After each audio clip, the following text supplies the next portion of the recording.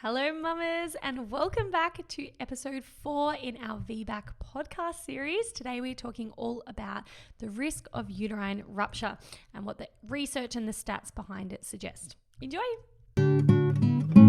Hey mama, I'm sending you wonderful pregnancy vibes. It's time for you to guide you through. Let's take some time for you. It's pregnancy with Physio Laura. Hello mamas, and welcome back to the Pregnancy with Physio Laura podcast. I am so excited. It is episode 4 in probably my most favorite series to date because this topic is so close to my heart. Having had my own vaginal birth after 2 Caesars, I totally empathize, understand, and am passionate about helping other mamas on their VBAC journey because I know what it felt like to be on that journey on my own. It feels quite alone. It feels quite confusing. It's very confronting. And I think it's really, really important to be able to share this information with women because it's not so readily available for us to understand and really have true informed consent about what we are saying yes to in birth and what's important to us and what risks are acceptable. Now, if you haven't already, please go back to episode 1, 2, and 3 and go and check those out if you haven't already because they give you a really good foundation. You can certainly listen to today's episode on its own, but they give you a really good foundation for understanding in general how to support yourself really well for VBAC, how to prepare yourself really well, how to understand what your success rates and your chances of a successful VBAC are. We talk about going overdue, inductions, big babies, all of those things. So please, if any of that sounds really relevant to you, really important to you, which I think it should be, please go check those out in your own time. But today, everyone wants to know this. It is hot in everyone's mind when it comes to VBAC. We want to know about uterine rupture. So I've got the wonderful Julie and Meagan, who you met in episodes 2 and 3 for this series, from the VBAC link. You can find them at the VBAC link. They are joining us today to really unpack what is the risk of uterine rupture. Okay, so it's a big, scary word. A lot of women have a lot of fears around uterine rupture, naturally, because that is what's peddled as the main problem with VBAC, right? Like that is the main thing we're worried about is the uterine rupture because you've already got a scar there. So we unpack today the stats, the evidence. We break down the evidence about what is your risk of rupture with a VBAC and with a vaginal birth after 2 Caesars. So we talk about after 1 Caesar and after 2 Caesars. We also talk about the risk of rupture with a cesarean section versus a vaginal birth. We talk about the risk of rupture when you don't have a scar at all. And we also talk about the risk of rupture before labor begins because these things are possible. We nerd out on numbers and facts today. We talk also about the risks and safety of repeat cesarean section because sometimes that is not always spoken about. We talk a lot about vaginal birth risk, but we don't always talk about repeat cesarean risk. So we talk about that today. And we do also talk about placenta accreta and placenta previa. Also, please note, Meagan does mention in this podcast, she mentions placenta previa. However, she is actually referring to placenta accreta and she does correct herself down the track. But just in case it's confusing anyone, please note she meant to talk about placenta accreta. Okay, so when you get to that part, that will make more sense to you. But really hope you get a lot out of this podcast. I know this is hot in everyone's mind. They want to be fully informed with the facts. So please come on over to @PhysioLaura and let me know after you've listened to this what you got out of this podcast, how it's influenced your understanding around VBACs and how it might influence your journey moving forward. I would so love to hear it. And please jump on over and send some love to Julie and Meagan at the VBAC link if you loved what they're sharing because this is such important information to get out there and they are doing wonders in this world. They are doulas and they run an amazing website and blog and Instagram helping to inform women with all the facts when it comes to VBAC. So definitely share some love around there if you liked what they presented today. I am so grateful to have had them on the podcast.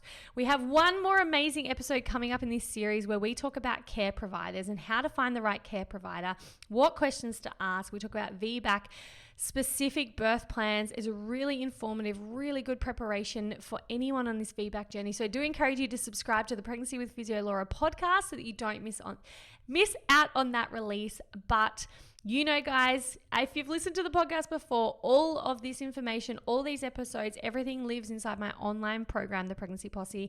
It is all up there for you to enjoy all at once. You don't have to wait for it to be released to the public. I share it inside the members portal as soon as the podcast series is released. So if you want to see all these episodes and listen to them all at once, go inside the Pregnancy Posse.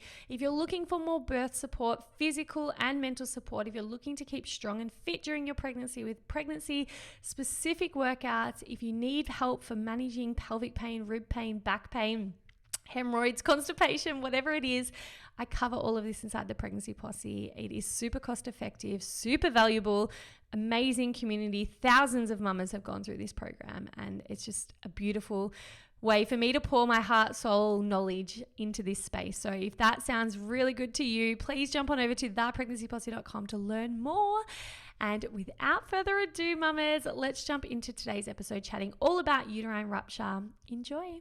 Now, we're quite a while in. I'm sure there's many women who have been waiting to hear what we're going to talk about now. Sorry if I've kept you to this point, but let's talk uterine rupture. That is the big shtick, I guess, when it comes to VBAC. That's the big thing that women are worried about. And I know myself, when I was attempting VBAC, I guess I thought of uterine rupture like a big balloon that bursts, and that you'd get halfway through labor and your uterus would just pop open and it would be a disaster. So could you talk us through maybe what uterine rupture is and what are the risks for both VBAC and VBAC2 as well? Because I think that's really important. That's something I experienced myself, but what are the risks for first time VBAC and second time VBAC? Yeah, absolutely. So here's kind of another area where there's studies that show a little bit different numbers. So depending on the study that you look at, you'll see a uterine rupture rate of anywhere from 0.4% to 0.8%. Some providers will throw around, oh, you have 1% chance of uterine rupture. Some providers will say you have less than 1% chance. Some providers will say 1 in 200 or 0.5% chance. All of those numbers are great. They're right in the area of what most credible studies have shown. The study that we really like to use is from a Cochrane review, and it shows a uterine rupture rate of 0.4%. It's a pretty large, credible study, which equates to roughly 1 in 240 or 1 in 200. That's why I'm saying like anywhere like in that range is a good sound statistic that's probably pulled from a credible source. Even for VBAC after 2 C-sections, ACOG cites in their practice bulletin a rupture rate of 1.2%. So what ACOG says about VBAC after 2 C-sections is actually kind of contradictory in itself, because it references 2 studies. One study showed 0% increase in risk after 2 cesareans. Right? I know. I see your puzzled look on your face. Yeah. Same thing for me, right? And the other study that they showed had a 1.8% chance in uterine rupture, which is an increase of either double or triple, depending on what study that you're looking at. So whether the increase is none or whether the increase is 2 to 3 times or anywhere in between, again, it's still one of those things where you have to take on like the acceptable risks based on your specific circumstances. So yeah, it's another thing that's kind of hard to give a direct answer. And this is actually one of the things that we might face our most criticism about is there's not really one specific uterine rupture rate, right? And everyone always wants one specific uterine rupture rate, and there just isn't, because there's so many studies. But what I can tell you is what ACOG says, and what I can tell you is the study that we really like to use is from that systemic review from the Cochrane database, which is the 0.4%. So anywhere in there, less than 1%, great. 1 in 200, even better. But uterine rupture for VBAC after 2 or more cesareans is, again, there's not a whole lot of increased risk except for that one study that showed quite a bit of increased risk. And I'm actually going to break down some studies in just a minute. But before I get into that, I want to talk about the word rupture. Oh my gosh, it sounds so scary, right? Uterine rupture, it feels like your whole stomach is going to explode or rip apart or shred apart. And most of the time, that is not what happens. Most uterine ruptures actually are not even discovered until they're in the operating room. Either baby's fetal heart tones aren't doing well, is either arrested labor, the birthing person stopped dilating, baby stopped descending, some kind of infection or other reason indicated for a cesarean, they go back and they start the surgery and, oh, wow, look, it's like mom had a rupture, right? It's usually not that catastrophic or big or scary. It's just something happens, the labor is delayed, and a repeat cesarean becomes necessary. Every once in a while, there will be signs where like a really big, strong burning pain that mother will feel between contractions that won't go away, the epidural pain that radiates up through like to the shoulders, lots of excessive bleeding. There are certain signs of uterine rupture that we can talk about a little bit later if you would like, but most of the time uterine rupture is caught, and it is, or not caught and discovered when on the operating room, and is easily repaired. Mom is healthy, baby is healthy, everyone is great. Now, 1 in 16 times, so 1 out of every 16 uterine ruptures are considered catastrophic, which equals about, when you break the numbers down, it equals about 1 in 2,000 VBAC attempts, or TOLACs. We can use that ugly word TOLAC that everybody doesn't like because it's trial of labor after cesarean. About 1 in 2,000 of those will end up in a catastrophic uterine rupture. The catastrophic uterine rupture is where the scar is open up all the way. Baby loses oxygen for a significant amount of time, and it results in either loss of life for the baby or significant lifelong disabilities from that birth, or significant amount of blood loss or hysterectomy or major medical complications for the mother, or sometimes both. Now, like I said, these things we're talking about them not to scare you, but this is a real risk you've got to assume. 1 in 2,000 might be a very reasonable risk for a lot of people, but it might be too big a risk for other people. It might be really easy to make that decision based on the risks of repeat cesarean, which are a lot greater than the risk for uterine rupture and a catastrophic uterine rupture. But some people prefer the risks over surgery, which has a lot smaller risk for loss of infant life. So that's kind of what we're talking about there. But as far as uterine rupture rates, so silly. And see, I'm even like looking at some of our blogs right now, and there's just different numbers because there's different studies that show different things sometimes. And so there are actually VBAC after 2 and more cesareans. There's actually VBAC after 3 and more cesareans. We have a collection of studies. If you just Google VBAMC, so VBAC after multiple cesareans, you can pull it all up. But there's actually been 8 studies done since the 1990s. And I know like everyone's gonna cringe and be like, oh, the study's like 30 years old. Like, that's terrible. An old study is not as good as a new study. We all know that. However, since 1993 is my earliest study, or I'm sorry, actually 1989 is the earliest study, and 2006 is the most recent study. There just hasn't been any other studies on VBAC after multiple cesarean. So we have to use the data that's available to us. So I know, cringe, totally old study. I even kind of cringe at it. However, it's what we have, and all we can do, all we can work with is what we have. So as far as that, we can kind of get in, I don't want to get in too deep into like what makes a study credible versus not credible. Now, these studies do have some small sample sizes. So the smallest one is 302 people, which is not too great. The largest one is 1,800 people. Now, a lot of things make a study credible, but usually you want a sample size of larger than 500, and all but 2 of these have that study. So in these studies that I'm looking at right now, all these statistics, the rate of rupture in people that had VBAC after 3 or more cesareans, attempted VBAC, ranged from 0%, like no uterine ruptures in one of the studies that had 500 labors in it, to 2%. So the 2% study had 1,100 participants in it. There's a study that had 1,800 people, had 1.7% rupture rate. The study that studied 596 participants had 1% rupture rate. 975 people had a 0.9% rupture rate. So even then, we're seeing such a similar rate of rupture to VBAC after 2 cesareans. We're like, 0.9% to 1.8%, right? Same thing with VBAC after 1 cesarean. You see rupture rates that go from 0.4% to 1%, 0.4% to 1%. there. So the rate does seem to increase a little bit with 2 and more cesareans, but again, that's a risk that may be acceptable for people and it may not be acceptable for other people.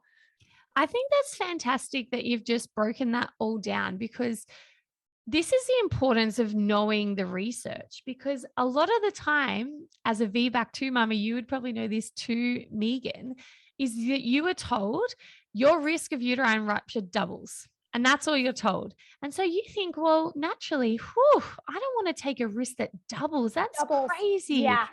And then when you actually break it down and go, oh, so I was essentially told like a 1% to a 2% risk. And like you said, there's a whole heap of variables in there, but roughly speaking, that's what we were talking about. And I sat with that and I was like, I'm really comfortable with that statistic. Yes, it is doubling, but we need to put this in perspective. And then when you told me, Julie, that 1 in 16 of the ruptures are catastrophic. So when you then break it on down even further, it's just so minute for me. And I'm not, for some women, that will be too big of a risk. Yeah. And that's completely fine. The whole point of this is information that you can then decide what you want to do with it. But I just think it's really cool to actually use the numbers rather than just saying your risk doubles, because if your risk doubles from 40% to 80%, you know what? Maybe I will have a repeat Caesar, because that seems like a big risk to me. But when you actually know the stats, you can then use that information much better when you know the numbers, rather than just the fear mongering, double the risk. You know, we need to really break it on down. So I'm really happy that you did that for us. Thank you so much, because I think that's just going to really help women understand. And the other thing, my understanding, and you've confirmed that as well, is that we just don't have a lot of studies on VBAC after multiple Caesars, because A, not many women They're are not doing happening. Exactly. Yeah. And B, it's not being studied. So it's really hard to get factual information because it's just not happening all that often. So I guess, you know, in 15 years' time, maybe we'll have more information as more and more women do it. But for what information we do have, I think it's quite promising. So I think, yeah, that's really, really cool. I just want to jump in a little bit here and say, we can share statistics with you all day long. And it doesn't really matter past the extent of, you need to gather this and then sit with it and trust your intuition and your heart and your mind to tell you what to do, because the statistics could say that everything is super low risk, but if something doesn't feel right about it to you, you should not do it. So take everything that we share with you and everything that you can learn and everything that you have and mold that into what feels right for you, because something might make sense logically when it doesn't feel right. And that is okay. Yes, I 100% agree with that. I think that's, yeah. Sometimes I think it goes without saying, because that's my ethos, but I do think it's worth. I know. I feel saying. like it's important to clarify though, every once in a while. It's kind of like ours too, but you know. Yeah, 100%. This is, and that's like I said at the start, this is not a, you should have a VBAC podcast at all. This is here's information that you may not have been exposed to help you make the best decision for you, because there is no one right way to birth. It's only the right way for you. So I think that's what this is, an information gathering exercise, because I know that a lot of women aren't exposed to this information. So that's what this is. There is no one right way to birth. And like you said, intuition, you can't measure that. You can't study that. But that for me is such a key factor. If something is not feeling right, you need to explore that. And then that's a huge part of what my third pregnancy and birth journey was being led by intuition, which logically made no sense to me. I was like, this isn't how I normally operate. This is not, you know, making a lot of sense on paper, but it feels right. And I went with that, and it was the best experience for me because I was led by my intuition. So yeah, I think that's really important to note. Now I have a couple of final questions, and they're mostly around the cesarean. So we've talked a lot about VBAC, but you mentioned before about the risk of VBAC versus the risk of cesarean. So, or actually, sorry to interject. Another thing to note, and I'm not sure, Julie, if you have the stats on this right now, but you can have a uterine rupture without a scar. Is that correct? Yeah. Correct. Yes. Because I remember hearing that and being like, I thought only VBAC mamas had to worry about that, but there is still a risk of having a uterine rupture, even if you don't have a Caesar scar. And you can have a uterine rupture before you go into labor. Yes. Okay. And most uterine ruptures happen Actually during the procedure, due to the pressure, like doing a repeat cesarean, like a scheduled repeat cesarean, does not prevent you from having a uterine rupture. The pressure of the surgery has a higher chance of creating a separation of the scar while they're actually operating than statistically your chances of having one during laboring. Fascinating. So that's what I was going to ask you. You mentioned the risk of Caesar versus VBAC. So do you know the what the risk of a rupture with a repeat cesarean is? Oh my goodness. I have all the Sorry. data.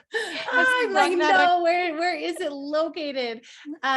Yes, I can pull it up really quick if you don't mind hearing all of the clicks of my mouse. But yes, the National Vital Records database in the United States keeps track of all of the birth outcomes and associated mortality and morbidity associated with that. And we pulled their most recent, and they're actually several years behind. So the most recent data is 5 or 6 years old, but I do have it. Let me see where I can find it. Let's talk about something in the meantime. There's other risks for repeat cesarean in general, not just like a rupture. So some other risks are blood loss. You can actually lose a lot more blood in a cesarean than you sometimes can in a vaginal. Previa, placenta previa. So, and it increases with each cesarean that you have. You have a higher chance that the placenta will essentially attach itself to the scar, the uterine scar. So that's a risk. And I believe, is it like, I don't even know. I have it somewhere here too. I think it's like, okay, yeah. So C-section, placenta previa after C-section is like 1.5 and 6 times higher between 1.5 and 6 times higher than after a vaginal delivery. And so if you think about like a cut in your uterus, there's so many fibers, right, that have to come together. And if a placenta comes and goes through, it can attach into that. And then that's a serious risk. That is a 100% need for a repeat cesarean instead of a vaginal birth as well, because then your baby's life is at risk. So that does increase. People don't know this, but babies actually have a risk of being cut themselves. About 1 in 100.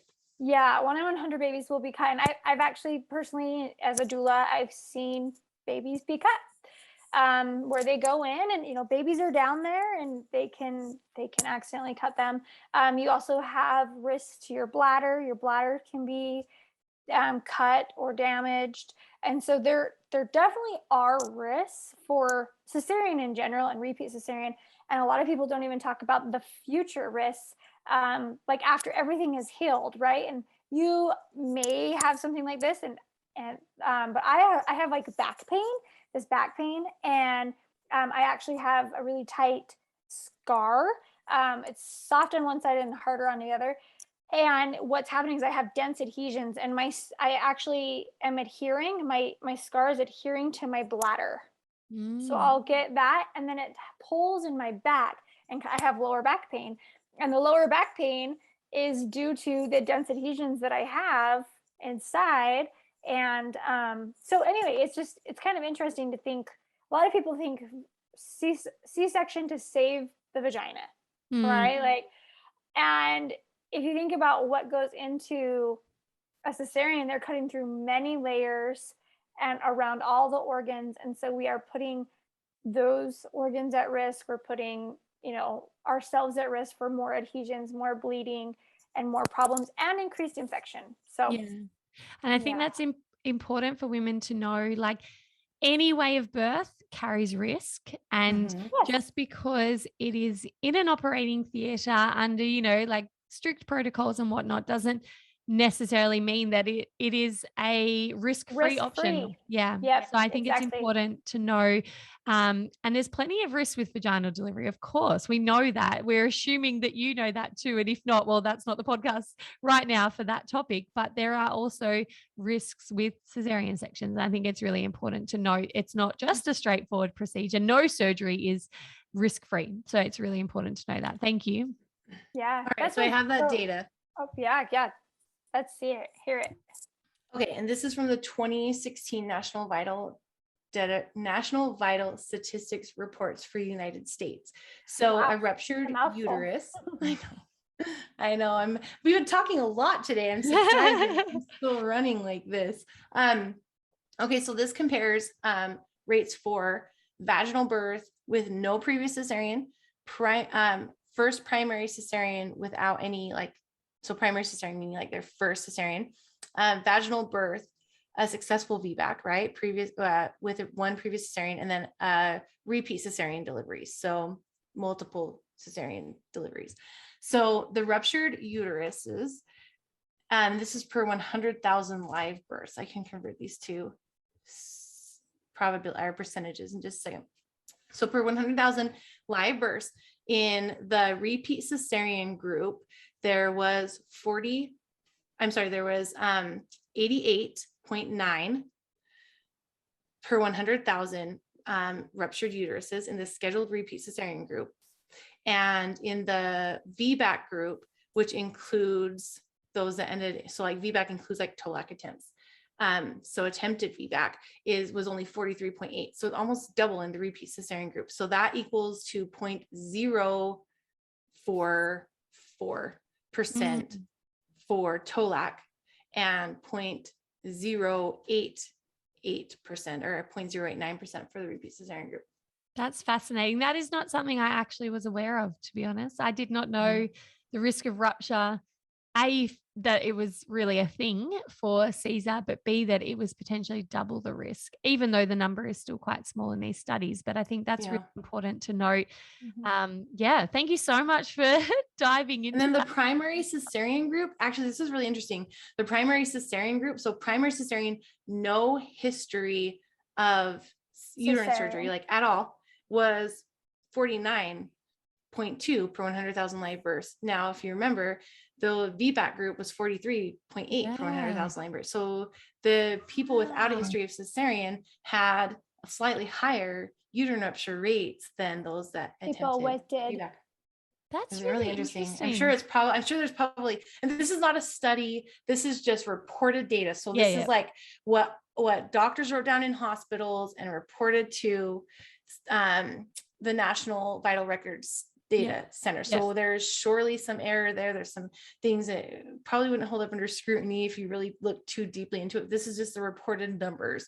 So that's really fascinating. Kind of fascinating, huh? Yeah, I like that. Super interesting. And I have two more questions before we wrap this topic up. You mentioned placenta previa, Meagan. Is that the same or different to placenta accreta? Because I got a few questions coming through about the risk of that. It's different. Different? It's different. Could you explain the differences between those and what the risk of accreta is with a repeat cesarean? Yeah. Do you want to, Julie? Yeah, sure. So placenta previa is when the placenta covers the cervix, covers the opening of the cervix. Like the baby literally can't come out because there's something covering the door, the cervix can't open. It causes massive risk of hemorrhage, substantial blood loss for mother, major risks there. So that is very indicative of a cesarean delivery and for any birth, no matter first, second, third, fourth, whatever. So that's placenta previa, is where the placenta is covering or partially covering the cervix. Placenta accreta is when the placenta grows through the uterine wall, so it goes too deep into the uterus. I think I said previa, but I meant accreta. Earlier. Yeah. Where it's in sometimes it can get a little confusing. But that is what I meant. Yes. Where it's into the scar. Yeah. Yeah. And so it can go into the scar. And when it goes into the scar, it's even riskier because the scar tissue is just thin connective tissue. The muscle is a lot more dense, is more fibrous. So there's actually something to hold on to. So it's a lot harder for it to separate, which is why you need a repeat cesarean, because the placenta does not detach very easily. But a placenta accreta that grows through the scar can be risky, increased risk of placental abruption and other placental complications. So when you go from, the risk for placenta accreta is actually increases substantially with each cesarean, but by the time you get to your fifth cesarean, you go from 0.03% risk of placenta accreta to 6.74%. Wow. So if you're having just 1 or 2 kids in your family, placenta accreta might not be something that is a lot for you to consider, might not be something that weighs in a lot on your decision making. But if you want 5, 6 children or more, maybe, that's a huge risk, and it is a life-threatening thing. This is one of the major causes for the higher mortality rates in mothers with cesarean deliveries. It's a lot higher. We're still talking about a significantly small risk. So you're not going to die if you have a repeat cesarean, but it's not, I guess I can't say that with like absolute certainty, but like the risk is a lot higher due to the complications that come with multiple repeat uterine surgeries, such as placenta accreta, because you're going from 0.3% to 6%. I don't know what times in what increase in risk that is relatively, but it's substantial. Yeah. That's really important to know. Again, that's not something I was really aware of. And I think, like you said, it's important if you want a large family to be factoring these sorts of things in. You got to be thinking ahead to the future of what these decisions mean. So I think that's really good food for thought. So thank you so much. This is like so good for my physio brain to hear all these stats and evidence, and I love it so much. Hello, mamas. I really hope that episode was really enlightening to you, because I know myself, when I was on my VBAC journey, trying to really pull apart what the risk of uterine rupture was for a VBAC, but for me, it was mostly around the VBAC after 2 cesareans, I should say. Trying to understand that risk was harder than I expected. It's not easy. I'm a physio, so I know how to read research and I know how to find research. But as a everyday woman, it is not easy to find research. It is not easy to Google. Google doesn't show you. Google's quite biased, you know that, right? So like Google doesn't show you all the different options. If you Google what is the uterine rupture risk, there's a lot of opinion-based articles out there. And I really wanted to show you what are the facts. Where is this information coming from? What does the research say? So that you, as an individual, empowered, confident woman who knows herself best, can make the right decision for you. Not based in fear, not based in lack of trust of your own body or your own ability, but based in fact, fully informed consent, not fear mongering, so that you can then go make the best decision for you. And you might listen to this podcast today and go, whew, I am 100% having a repeat cesarean. Awesome. Like, I'm so happy for you. If that's what this information helps lead you towards, and that is the most aligned, true version of your choice, that is all I am after. And if you listen to this podcast today and you go, oh, that risk is 100% acceptable for me, I am so confident to try for a VBAC, then I am wrapped for you. I'm equally as wrapped, whichever choice you make, as long as it is rooted in fully informed understanding of what the risks are, rather than just being scared, right? So I really hope you loved it. Come on over to @PhysioLaura and please let me know what you got out of this episode. I love to know that real humans listen to this podcast. I love to know that what you're getting out of it, what questions you might have, any follow-up questions that I might be able to jump on and do a Q&A on, or, help you out even more. I don't want you to feel alone on this journey. I had my moments of feeling alone, and that's what this podcast series is all about, is to help you not feel on your own, floundering around trying to find the right information but feeling really lost. So I really hope you loved it. Please jump on over to @the VBAC link if you like Julie and Meagan, you want to learn more from them. They're amazing. And if you want to be able to ask me any further questions, I am an open book. You can ask me inside my online program, The Pregnancy Posse. I jump on and do Q&As. Whenever questions come through, I'm in the community forum there. You can ask me any questions there. Plus, there's a whole wealth of information on preparing for birth, physically and mentally. Plus, we have all our amazing weekly workouts to keep your body strong and ready for labor and birth. They're only 10 to 15 minutes long, super achievable when you've already got children running around at home. So I know you're going to love it. If that sounds good to you, jump on over to just thepregnancyposse.com and you can trial the program for 7 days. But without further ado, mamas, I'm going to let you go. I hope you're having a wonderful day. Stay tuned for our final episode in this series coming out next week, which is all about choosing the right care provider. Uber important part of having a successful VBAC is having the right care provider and the right environment. So really important episode to listen to. So subscribe to the Pregnancy with Physio Laura podcast so you don't miss that. And I will catch you all next week. Bye for now.